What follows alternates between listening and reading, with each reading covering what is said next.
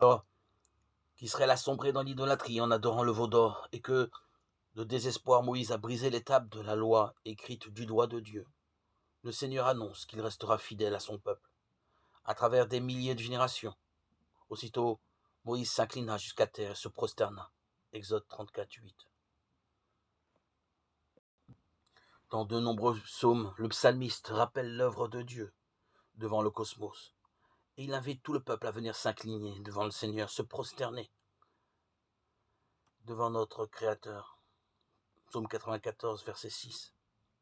Mais dans la prière solitaire également, le croyant peut lui aussi répéter souvent qu'il se prosterne en direction du temple pour célébrer le nom du Seigneur. Psaume 137, verset 2. Lorsque les mages guidés par l'étoile arrivèrent à Jérusalem, ils demandèrent où était le roi des Juifs qui venait de naître, ce qui entraîna la colère d'Hérode et le massacre des innocents. Arrivés à Bethléem, ils virent l'enfant avec Marie, sa mère, et tombant à ses pieds, se prosternèrent devant lui offrirent leurs présents, de l'or, de l'encens et de la myrrhe. Matthieu 2, 11.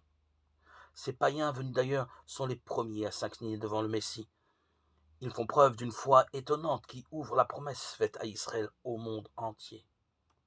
De même, c'est un Samaritain, donc, lui aussi un étranger qui, après avoir été guéri de la lèpre par Jésus avec ses 10 compagnons d'infortune, revint sur ses pas, en glorifiant Dieu à pleine voix.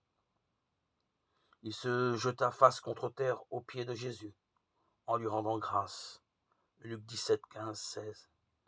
Jésus fait remarquer que les autres aussi ont été guéris, mais que c'est justement l'étranger qui est venu rendre gloire, témoignant ainsi de sa foi.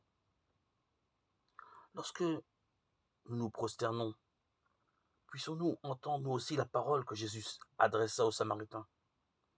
Relève-toi et va, ta foi t'a sauvé. Verset 19.